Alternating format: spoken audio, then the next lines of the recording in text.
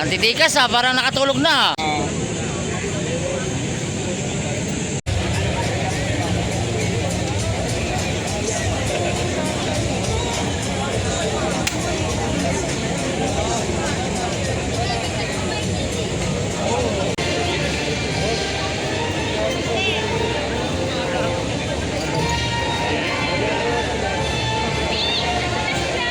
Oh, God first, God first. Pasok mo yan, ha? Boss, good morning. Panawa ko wala.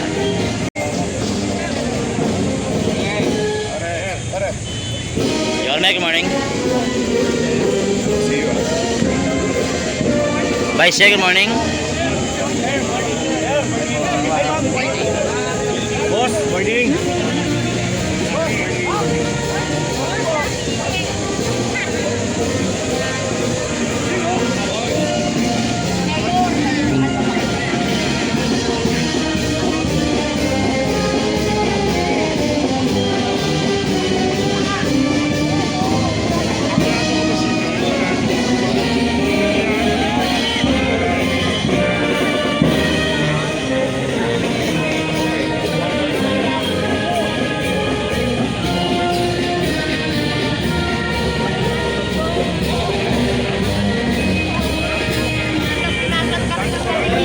Good morning, boss.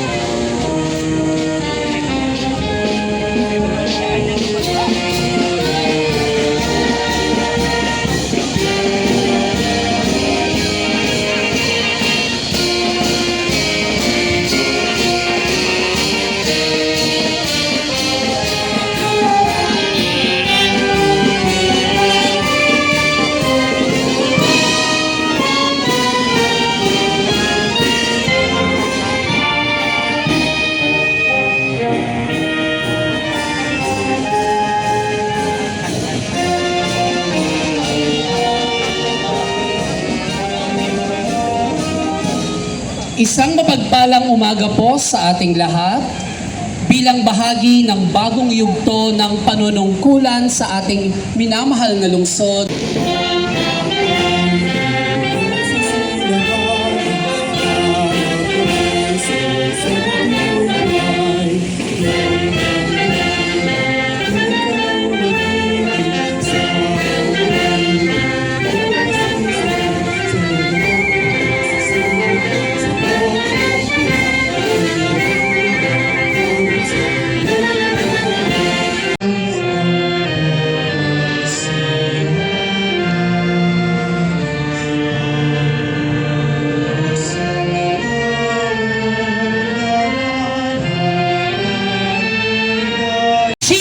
Atienza.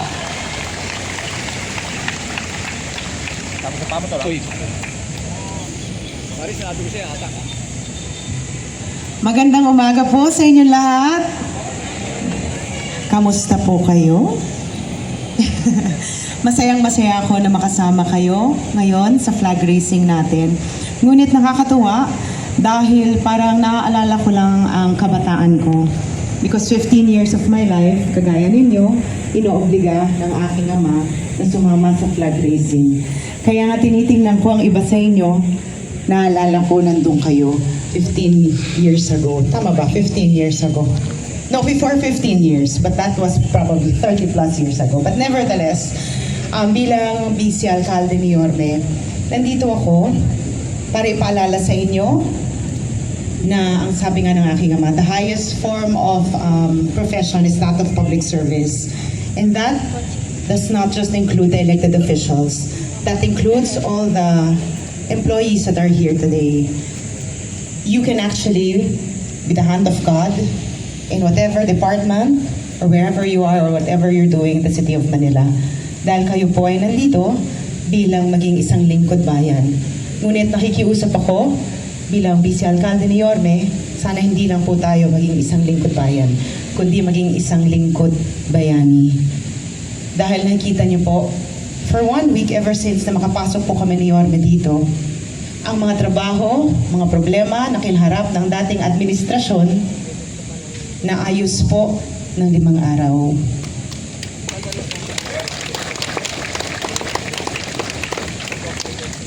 At dahil dyan, that should set the standard sa gagawin nating trabaho kasama ang ating alkalde. Sana maging bilis kilos rin po tayo. Sapagkat kung ang ating alkalde ay may puso at isipan na talagang focused sa pagbibigay ng dekalidad na suporta sa mga Manilenyo, kasama po ng City Council of Manila sa pangunguna po ng inyong kaharap dito ngayon. Makakasiguro kayo na susuportahan namin ang call ni Yorme para maging maganda muli ang Maynila. Ngunit kayo po ang magiging kamay ni Yorme sa inyong mga departamento. Kaya't nakikiusap ako, be inspired always, give it your best, and always use your position, whether big or small, to make a difference in people's lives that you will meet every day here sa City Hall. Maraming salamat po sa inyong lahat. Good morning, and may you all have a great week ahead. Thank you. Maraming salamat po. Muli palakpakan po natin ang ating butihing Vice Mayor Chi Atienza. M. Zarcal.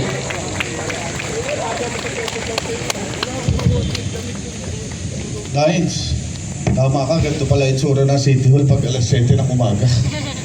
Parang first time kong nakakita ng alas 7 ng umaga sa City Hall. Anyway, ang ating pong hindi na siguro kailangan habaan ng pagpapakilala. Pero nais ko lang, karamihan sa inyo, lalong-lalo na yung ating, yung kababataan ni Yorme, kilala siya bilang Scott. Pero pagpasok sa politika at sa showbiz, kilala siya bilang Isko or Kois. Sa buong Pilipinas, Yorme ang pagkakakilala sa kanya. Pero ako I had the privilege not only knowing the name, but knowing the character. Ako'y sa taong ito, nakita ko yung paghubog ng panahon at pagtatag ng experience sa kanya at ginabayan ng pagmamahal.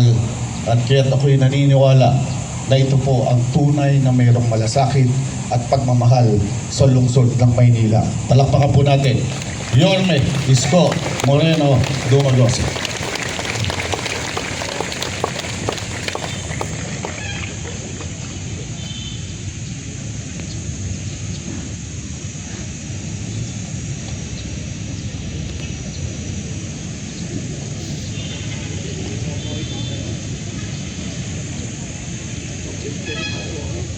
Maraming salamat sa ating Secretary to the Mayor at 10 ng aking mga kasamahan sa punong ekutibo, sa ating District Director General Guzman and the members of the Manila Police District, the men and women, officers, to our fellow co-workers in the national government, at sa ating mga konsehal na nandito, na pinamumunuan ng ating Vice Mayor Chi Atienza, and our Majority Floor Leader Monyo Pangco, at sa lahat ng manggagawa, lingkod bayan ng pamahalang lungsod ng Maynila. Good morning! Good to see you again.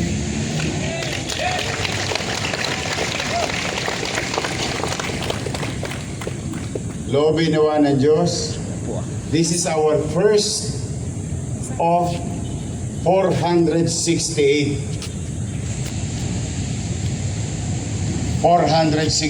flag ceremony. Marami pa tayong pagsasamahan But, nowadays, Okay na. I think hindi naman kaila sa inyo na medyo very challenging ang City of Manila. Physically and fiscally, we are, I don't want to sugarcoat anything. Basta let's just focus and accept the problem, because in problem solving, acceptance is the key. It's the first step. Ang tanong, may problema ba? Meron. Ang tanong, may solusyon ba tayong gagawin? Yes. Together, all of us here, may halaga ang bawat isa sa inyo.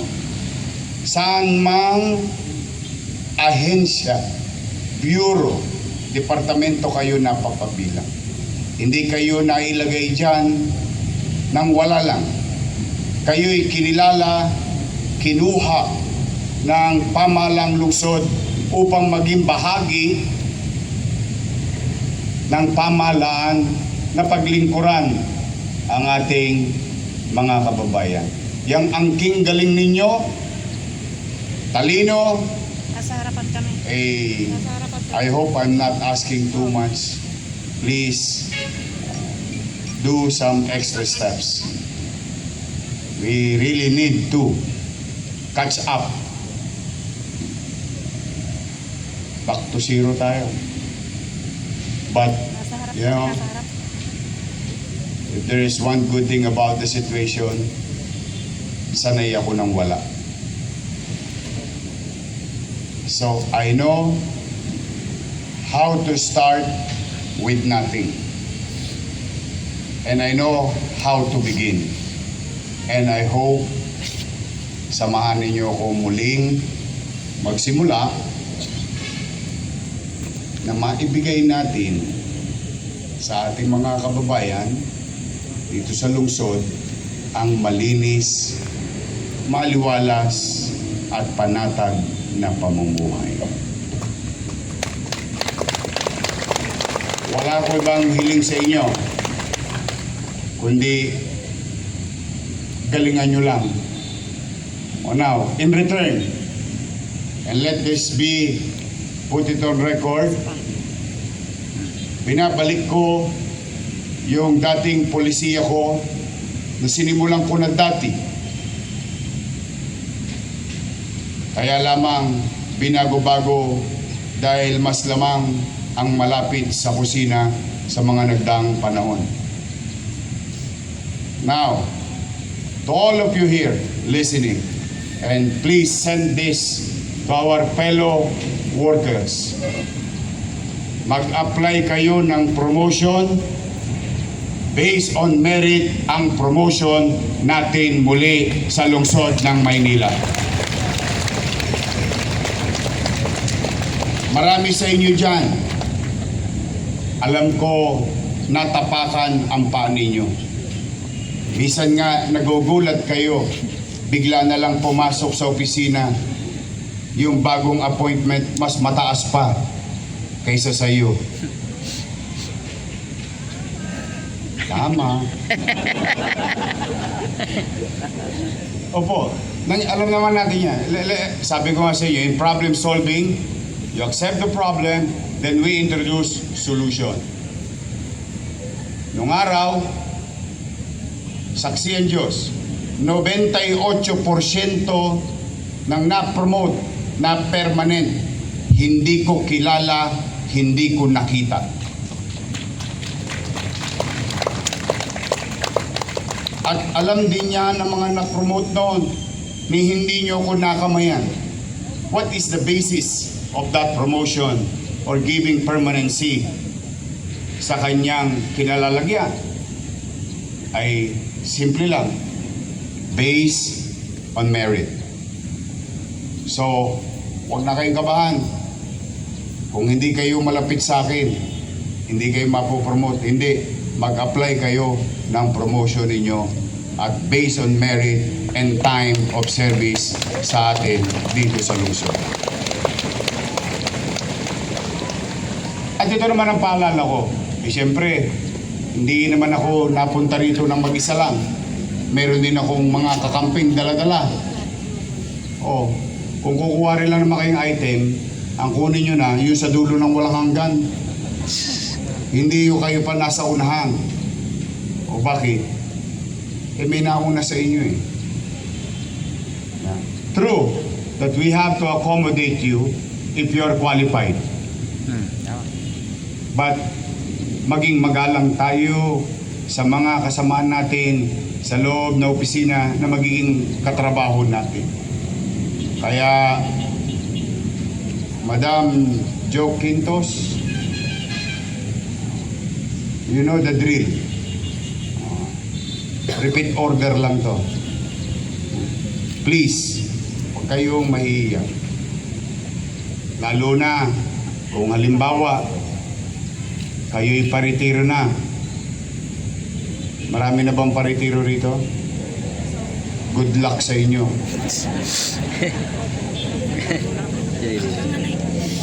Kailangan kong bayaran ulit yung 200 million na utang ng GSIS.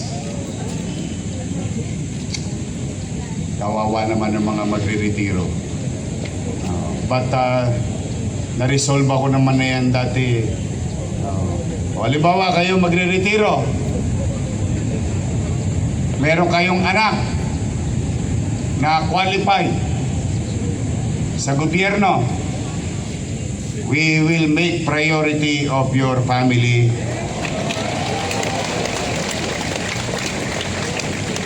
Doon man lang malingon kayo ng pamahalaang lungsod na pinaglingkuran ninyo for 20, for 30 years.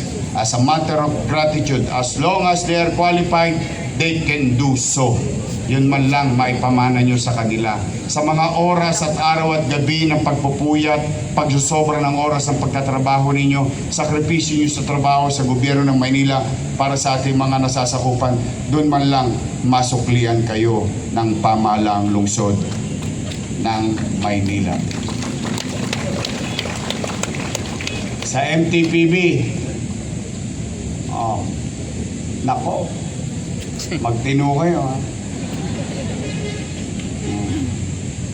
Siguro naman narinig na ng direktor ninyo na si Dennis Biahe. Ang traffic enforcement is traffic assistance. Hindi violation lagi ang hinahanap natin. Anyway, may huli o wala, may sweldo. Ang tanong lang naman, kailan? Opo, buti na sa umpisa pa lang, malaman nyo na. Ang sabi, di ba? Ang nagsasabi ng tapat, nagsasama ng? Hindi ko alam kung aabot ang sweldo ninyo sa katapusan. Yes. That's how we are ruined. But don't worry. Katulad ng sinabi ko kay Jazz, sabi ko, Jazz, basta tayo empleyado muna bago kontraktor. She knows it naman from the beginning. And the good thing about Jazz, pro-employee rin si Jazz. So, lahat ng bimpo, pipigain ko, makasweldo lang tayo sa katapusan. Para na tayo yung ngayon, minimum age earner, hand to mouth, may kita, may chicha. Ganun po ang sitwasyon natin. But don't worry, I don't want to ruin your week.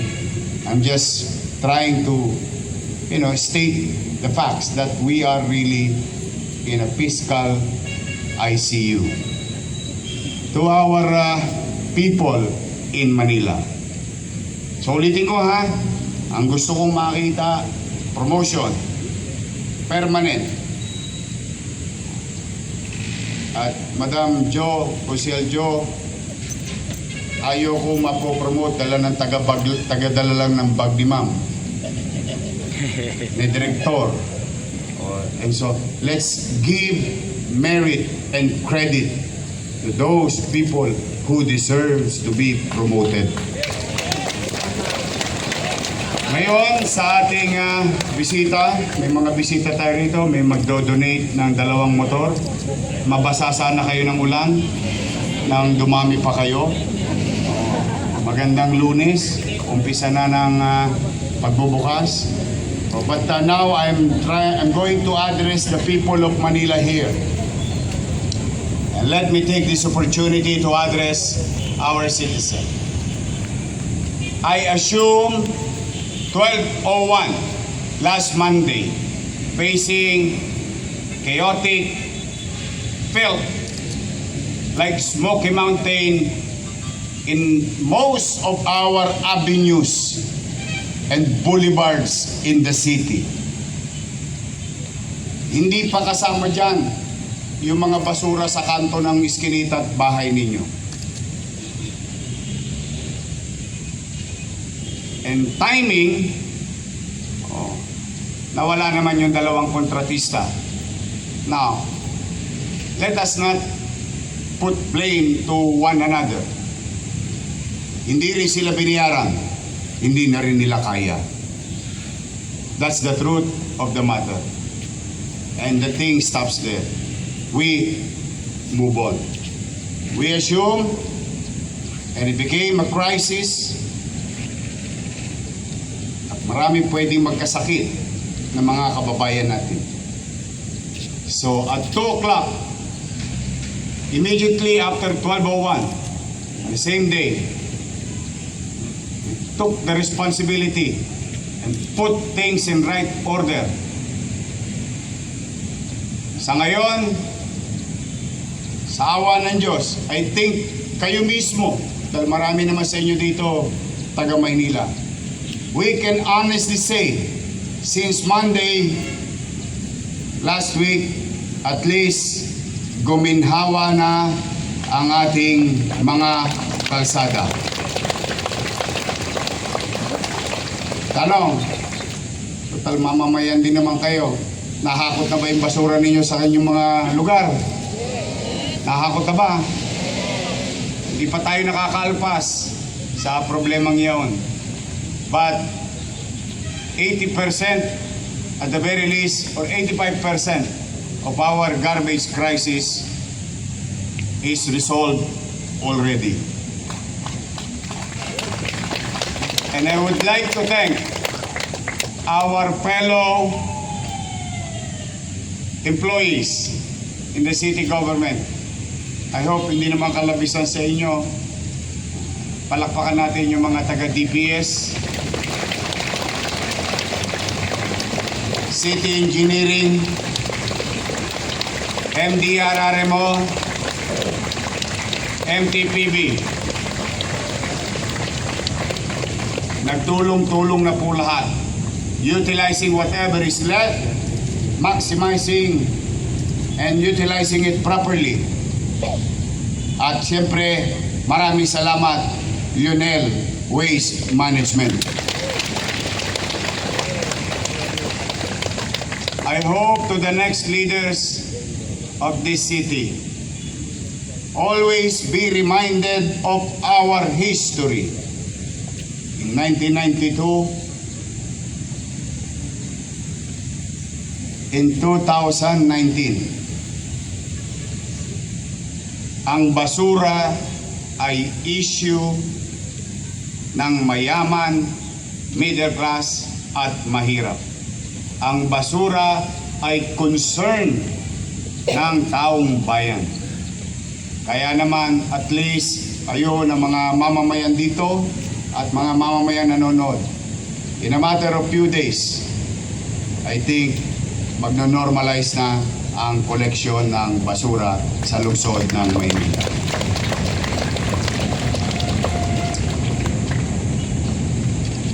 One problem down. Then we go to the next. I went to Hospital ng Maynila and visited our doctors and nurses, and only to find out the night before I randomly visited our hospital, I was informed that the night before, ni hiringilya, ni injection, o ano yung English? Syringe. Panusok. Wala tayo. Karayom. Good thing that our OIC Director Padilla and our OIC, masayang-masaya ako, siya ang OIC ng Manila Health Department. Sa Manila Health Department, wala na mga api sa inyo. Wala na sisigaw-sigaw sa inyo. Hindi na rin kakabahan. Yung ibang individual dyan, nakapag-emergency purchase. So why am I saying this? Tanong, sa ospital lang ba ng Maynila yon? I don't think so. I've been around the city, Chichi and I. Ang reklamo ng taong bayan, ang meron lang tayo sa ospital, Togmolo doon, Yakapsul, at Kispirin, at Simangot. Health centers, wala rin. Dahil lamang sa kagustuhan ng ilang individual.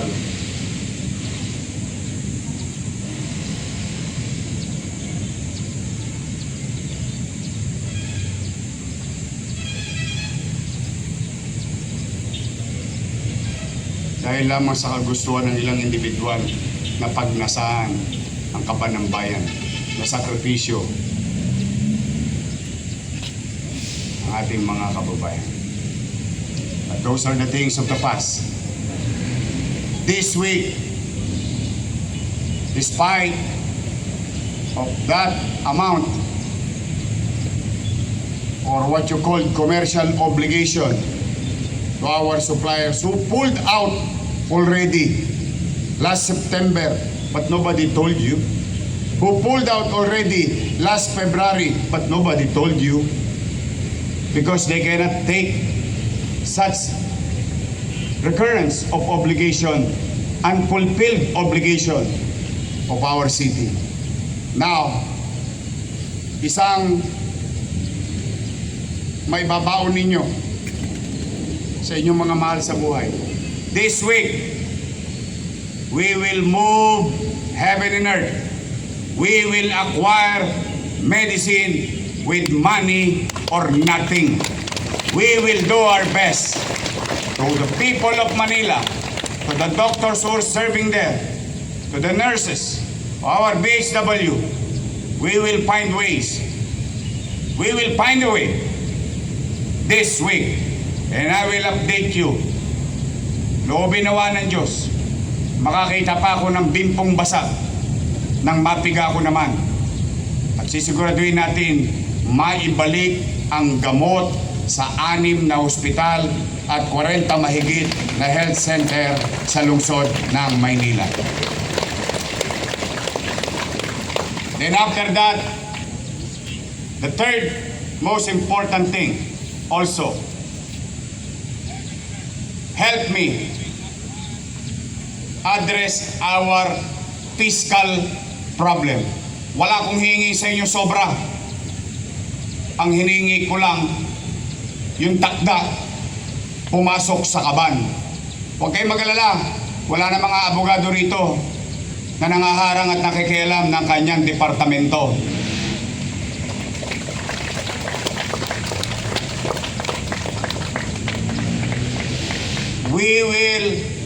You will operate as a department, not being run by 1, 2, or 3 person higher than you. Wala nang ganon. Kaya kailangan ko ng tulong ninyo. Trying to be honest and straightforward. We need to cure, we need to heal the city finances. At wala, again, uulitin ko, wala akong hihinging sobra. Ipasok nyo lang yung piso sa piso. Cuentas claras. Wala na. And we need to do it fast. Kasi kung hindi, malamang sa 30, wala kayong sweldo. Yes, it may sound like a joke, but what if, just what if, walang pumasok? Kasi wala talagang lamang, hindi aabot na ang natitira. Hindi na. Hindi na. So kaya, mga kapwa ko empleyado, pwede ba makisuyo sa inyo? Tutulungan nyo ba ako? Tutulungan nyo ako? Saan ba dito ang assessment? Tutulungan nyo ako? Wala na yung mga siga. Wala na. Maniwala kayo. Wala na mga api sa inyo. Isa lang ang boss. Lagi, isa lang ang boss ng opisina. Hindi maraming boss. Kaya pag may nakialam sa inyo dyan, halimbawa city administrator, secretary to the mayor, sabihin nyo sa akin, tapos na yung mga panahon ng pang-aabuso ng city administrator o secretary to the mayor sa inyong opisina. Wala na. Sino dito sa zoning? Wala na rin. Mag-iingat kayo. Binabantayan ko kayo. Pinangako ko yan sa isang matanda. 50 square meter. Nag-a-apply na zoning. Hinahataw ng empleyado. Nangutang sa Pag-ibig ng 600,000 yung kanyang anak. Ang hinihingi na City Hall, 500,000. Wow. I'm telling you straight. Marami kayong pinaiyak. Gusto ko bangon natin ang puri natin. This is your chance. Do it with me. Let's do this not for me, but for the people of Manila. They deserve better things from their government. At mag-iingat kayo. Sanay akong bumibisita hanggang madaling araw. Magkape na kayo. Totoo po. Gusto ko first natin to, nilalatag ko na kagad yung mga gagawin natin sa mga susunod na linggo. Kikilalanin natin na magaling. Ang nangabuso naman, papapanagutin ko. Kaya po sa inyo, mga kapwa ko empleyado, help me. Help me. Even the city council, yung nababalitaan ninyo nung araw, na siksik-liglig ang mga konsihal, no. I will not tolerate that. They know it already. Nakiusap na ako sa kanila. Sa mga GEO na nandito, kinakabahan. Yung mga GEO, kinakabahan. Huwag na kayong kabahan. Kung kayo ay talagang pumapasok sa opisina, kung kayo ay talagang nandoon sa opisinang yon, irirenew kayo ng lungsod ng Maynila. Sabihin nyo na yan sa kapatid nyo, kaanak nyo. Ang hindi ko irirenew yung JO, yung naga-house to house na JO. Primo, ikaw papasok sa trabaho, sasabak sa bagyo, baha, and so on and so forth. Yung kasama mong JO, nakahilata, may 15, may 14. I mean, that's unfair. So, while it is true that we are going to cost cut, but we are going to cost cut efficiently. Hindi whimsical, hindi capriccio. Kaya, yung katulad ng binalong sa akin, maswerte itong mga nakabanda. Ayan. May 22 kayo, sabi mo? Sabihin mo sa kanila, effective July 1. Kaya pala mahina yung musika kanina.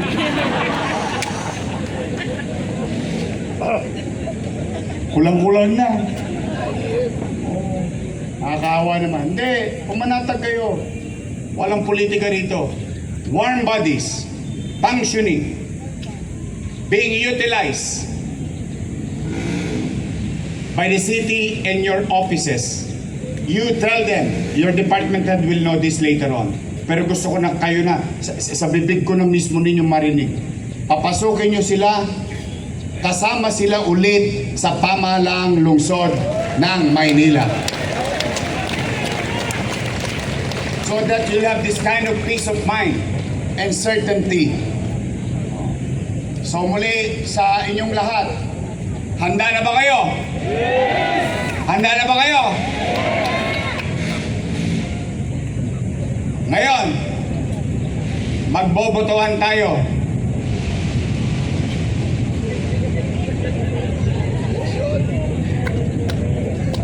Mag-eleksyon tayo. Taasan ang kamay so that you will know. And we will know what the majority wants or what is more beneficial to the greatest number, or in this case, the city employees of the City of Manila.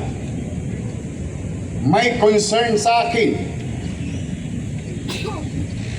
Sabi, ano ba, 8 to 5 o 7 to 4? O, teka na. Hindi po ito sabayang bigkas. This time, tutuldukan natin to. I will hear you. I will listen to you. And I will follow your decision. Taas ang kamay. Tandaan ninyo ha, pag-isipan nyo maigi. This is it. Taas ang kamay na gustong 7 to 4. Sige na.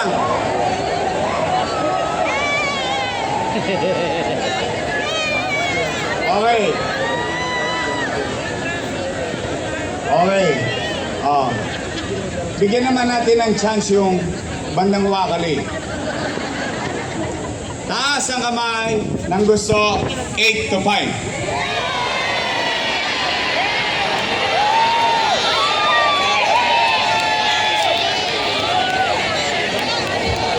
Ang tawag dyan, o yan ang resulta ng nakaraang halalan. Mudslide. We are 7.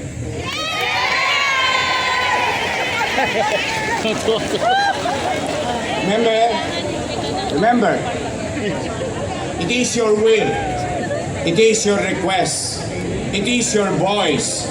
Now you have a city government who listens to you. Okay, so 7 to 4. Hoy, mga department at saka bureau, walang 7 to 4 sa akin. Broken hours po kami. Sa totoo lang, siguro nakaka-30 hours pa lang ako na total na tulog since Monday. But that's the least of your problem. So, 7 to 4. We're okay? I love you.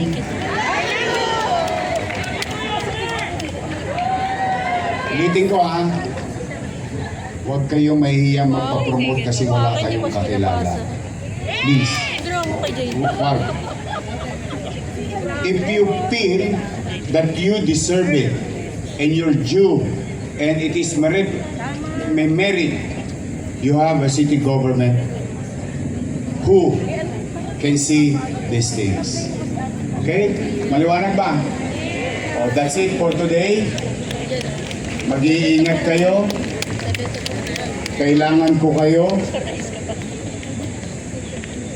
Again, I alone cannot do this on my own. I need each and every one of you.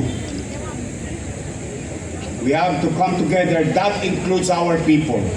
Because together, we can make Manila great again. Magandang araw. Pagpalain nawa kayo ng buong may kapal. Manila! God first. Thank you. Maraming salamat po aming minamahal na Alcalde Francisco Isko Moreno Dumagoso. Muli, palakpakan naman po natin ang ating minamahal na Alcalde. Sa pagkakataon pong ito, meron po tayong mga donation coming from the Federation of Filipino Chinese Association of the Philippines,